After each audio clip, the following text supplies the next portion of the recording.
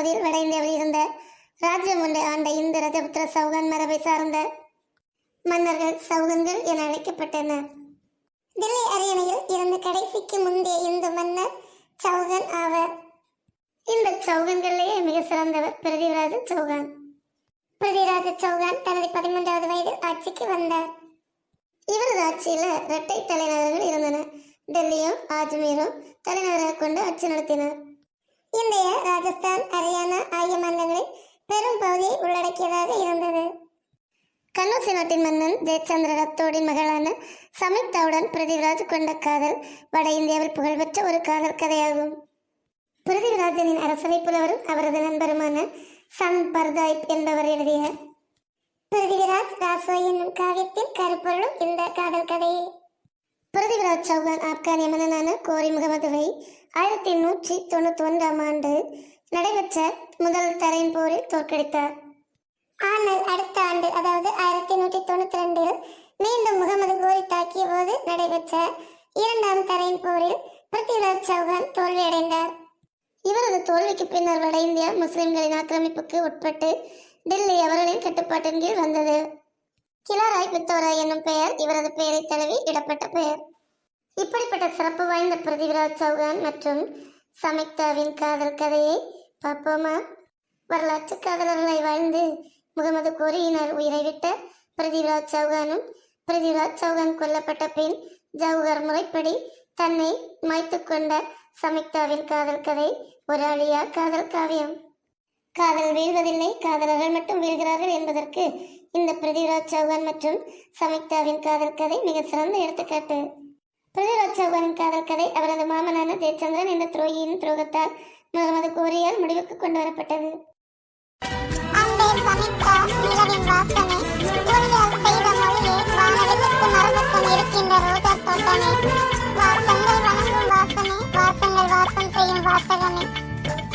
சிற்பம் செதுக்கும் நுணுக்கம், ஓவியம் வரையும் கவனம், கவிதை எழுதும் பொறுப்பு, இம்மூன்றும் தான் கலந்து காதலர்கள் காதல் கடிதம் எழுதுகின்றனர். அன்பே சமிக்தா. 1330 குறள் எழுதிய திருவள்ளுவர் காதலிக்கு ஒரே ஒரு காதல் கடிதம் எழுத ஆரம்பித்திருந்தால் ஒன்று கூட எழுதி முடித்திருக்க முடியாது. காதல் கடிதம் எழுதுவது திருக்குறள் எழுதுவதை விட சிரமமானது. டெல்லி மாமன்னன் சௌகான் ராஜபுத்திர வம்சம் 3ஆம் பிருதிவிராஜன் தன் காதலி சமிக்தைக்கு காதல் கடிதம் எழுதி கொண்டிருந்தான். எழுதி திருப்தி இல்லாமல் எரிந்து கொண்டிருந்தான். சூரியன் எழும்போது ஆரம்பித்த பனி நிலா எழும்போதும் துவக்க நிலையிலேயே இருந்தது. நிலா முற்றத்தில் நின்றான் டெல்லி மாமன்னன் பிருதிவிராஜன். டெல்லியின் பிரமாண்டமான கோட்டையை கண்டு கர்வ மூச்சு வெளியிடுகிறார். வாள்களோடு இந்த கோட்டையை வென்றது கூட சுலபமாயிருந்தது. வார்த்தைகளோடு ஒரு கடிதம் அவ்வளவு சுலபமாய் இல்லையே. காதல் என்றால் என்னதானோ? இரும்பு விரல்களால் தன் அரும்பு மீசை தடவுகிறான். மனசாட்சி போதி மரமாகி போதிக்கிறது. காதல் ஒரு வானம். இந்த வானில் எவர் சஞ்சரித்தாலும் அவருக்கு நட்சத்திர அந்தஸ்து கிடைக்கும். பிருதிவிராஜனுக்கு சிலித்தது தான் காதலிக்கிறோம் என்ற எண்ணம் ஒரு இளைஞனின் மனதை வசந்தமடைய செய்யும். தான் காதலிக்கப்படும் என்ற எண்ணம் ஒரு இளைஞனின் மனதை வலிமையடை செய்யும். நிலாவில் சமிக்தை சிரித்தாள். பிருதிவிராஜன் முணுமுணுத்தான். சமிக்தா, நீ மட்டும் நிலவில் இருந்திருந்தால் என் கொடி நிலவிலும் பறந்திருக்கும். பிருதிவிராஜன் அறைக்குள் அனுமதியின்றி நுழையும் ஒரே மனிதன் நண்பன் திருசாகரன். பிருதிவிராஜன் திரும்பாமல் பேசினான். வா திருசாகர்.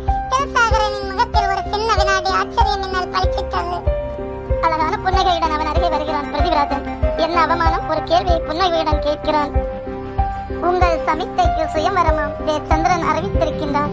திருசாகர் உருமுகிறான். பிருதிவிராஜன் புதட்டில் பூத்த புன்னகை ஒரு இம்மியும் புலரவில்லை. சுயமரத்தில் தங்களுக்கு அழைப்பில்லை. புதட்டில் பூ அப்படியே இருக்கிறது. ஆனால் உங்கள் உருவத்தை சிலையாக்கி சுயமர மண்டப வாசலில் காவல்காரனை நிற்க வைத்துள்ளார். பூ சல்லந்து மறைந்தது. தீ குப்பென்று பற்றுகிறது. சுயமரம் சுத்த ஆண்களுக்காம். அதனால் தான் தங்களுக்கு அழைப்பில்லையா? தீ இப்போது மெல்ல ரத்தத்தில் பற்ற ஆரம்பிக்கிறது. உணர்ச்சி யாராவது உங்களுக்காக பிறந்திருப்பாளாம். ரத்தத்தில் பற்றிய தீ கண்களுக்குள் குடிபெயர்கிறது. அவமானம் தாழ இயலவில்லை. ஜெயச்சந்திரன் உங்கள் சமிக்தையின் தந்தை என்பதால் இன்னமும் அவன் நாக்கு வெட்டப்பட்டு அது நாய்க்கு இரையாக்கப்படவில்லை என்றான் திருசாகரன். திருசாகரின் செவியில் பால் பாய்கிறது. பிருதிவிராஜன் வில் கேட்கிறான். ஆகா பூரிக்கிறது தோள்கள். புலகம் அடைகிறது நெஞ்சு. தோமார் யுத்தத்திற்கு பின் மீண்டும் இறங்கிய வில்லை மீண்டும் தோலேற்ற போகிறான் பிருதிவிராஜன். ஒரு பெண்ணுக்காகவும் தன் மானத்துக்காகவும் இந்த வில்லை மீண்டும் தோலேற்றுகிறான் பிருதிவிராஜன். ஜெயச்சந்திரனின் கண்ணோசி நாடு நோக்கி நதியும் மலையும் நகர்கின்றன. காலாட்படை நதி போல் யானைப்படை மலை போல் வருகிறான் பிருதிவிராஜன். வீர வில்லாளன் வருகிறான் என்ற செய்தி சமிக்தையின் காதில் பாய்கிறது. ஜெயச்சந்திரன் அவசர ஆலோசனை கூட்டம் கூட்டுகிறான். பிருதிவிராஜனின் நண்பன் தில்சாகரன் தூதுவனாய் வந்தான். பாம்பை பார்த்த பட்டணத்து வாசிகள் போல் வாய்ப்பிழந்தனர் கண்ணோசி சபையினர். தில்சாகரன் பேசினான். என் மன்னனை வாயில் காவலனாய் சிலை செய்த சபையே, உன் எல்லையில் நிற்கிறது என் பிருதிவிராஜனின் வில். உங்கள் கைவிரலுக்கு நீங்கள் நகவட்டும் நேரத்திற்குள் உங்கள் படை வீரர்கள் மொத்த தலைகளை வெட்டி சாய்த்து விடுவான். ஆனாலும் என் மன்னன் எல்லைப்புறத்தில் நிற்கிறான். சமாதானத்திற்காக அல்ல, நீ ஆயத்தமாவதற்காக, அவகாசத்திற்காக. முற்றுப்புள்ளிக்கு வந்து விட்டவனே, தயாரான பின்பு தகவல் அனுப்பு. தலையறுக்க வருகிறோம் என்று கர்ஜித்து விட்டு சபை வாயிலில் காவலாளியை நிறுத்தப்பட்ட ஒரு குட்டி யானையை, கனமுள்ள பிருத்திவிராஜனின் கற்சலையை தனி ஒருவனாய் தோளில் தூக்கி திம் திம் என்று வெளியேறுகிறான் தில்சாகரன். கண்ணோசி மன்னன் ஜெயச்சந்திரன் விக்கிட்டு விதிர்விதிர்த்து வியர்த்து போய் கிடந்தான். உங்கள் கைவிரலுக்கு நீங்கள் நகவட்டும் நேரத்திற்குள் உங்கள் படை வீரர்கள் மொத்த தலைகளை வெட்டி எடுத்துக்கொண்டு போய்விடுவோம். என்ன ராஜ கம்பீர எச்சரிக்கை! பிருதிவிராஜனின் நண்பனின் ரத்தமே இந்த குமுறு குமுறுகிறது என்றால் பிருதிவிராஜனின் ரத்தம் எவ்வாறு குமுறும்? ஜெயச்சந்திரனின் மூளை சாணக்கிய தந்திரம் செய்தது. பிருதிவிராஜனுக்கு ஒரு ஓலை அனுப்பினார். எல்லையில் இருந்தே என் கோட்டை உச்சியில் இருக்கும் ஒரு கொடியை சாய்த்து விட்டு தனி ஒருவனாய் முடிந்தால் உள்ளே வா என்று ஏளன புன்னகையுடன் யமன். பிருதிவிராஜன் பதில் ஓலை அனுப்பினான். வருகிறேன் வெற்றி புன்னகையுடன் சமிக்தையின் கணவனாக. இது இரவு நேரம் வேறு. எல்லைக்கும் கோட்டைக்கும் அரைக்காத தூரம். எப்படி முடியும்? இங்கிருந்தபடியே கொடியை வீழ்த்த என்று தில்சாகரனும் சமுத்திரம் போன்ற படை வீரரும் வினாக்குறியாக நிற்க, ஒரு அலட்சிய புன்னகையுடன் வில்லெடுத்தான் பிருதிவிராஜன். பிருதிவிராஜன் அம்பு தொடுத்தான். குதிரையில் அமர்ந்தபடியே குறிபார்த்தான். அரைக்காத தூரத்திற்கும் அப்பால் நிலா ஒளியில் கண்ணோசி நாட்டுக்கொடி. மூச்சு காட்டினான். மார்பு விரித்தான். புஜம் உயர்த்தினான். கண் கூர்ந்தான். வில்லை பின்னுக்கு இழுத்தான். விட்டான். வில் நிமிர்ந்தது. அம்பு நகர்ந்தது. காற்று கிழிந்தது. கொடிகள் கரைந்தது. கம்பம் சடக்கென முறிந்தது. தரையில் கொடி விழுந்தது. ஓ வென்று வெற்றி ஆங்கார கூச்சலிட்டது பிருதிவிராஜனின் படை. பிருதிவிராஜனின் கற்சிலையை தோளில் தூக்கியபடி நின்றிருந்தான் தில்சாகரன்.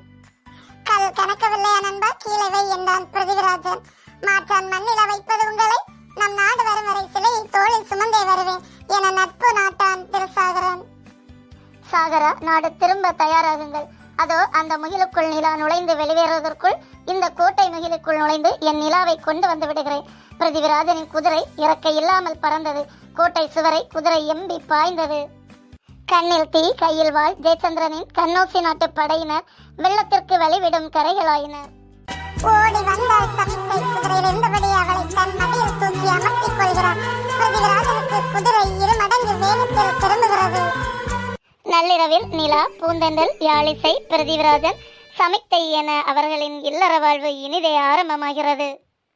ஒருவரை ஒருவர் வென்றாலே இன்ப யுத்தம் ஆரம்பமாகிறது. இன்ப யுத்தம் வலுக்கிறது. இருவரும் ஒருவரை ஒருவர் அன்பு செய்து வாழ்ந்து கொண்டிருந்தனர். பிருதிவிராஜ் சௌகான், சமிக்தா வர்மாவின் காதல் கதை 2ஆம் பாகத்தை அடுத்த வீடியோவில் பார்க்கலாம். Please share, like and subscribe my channel.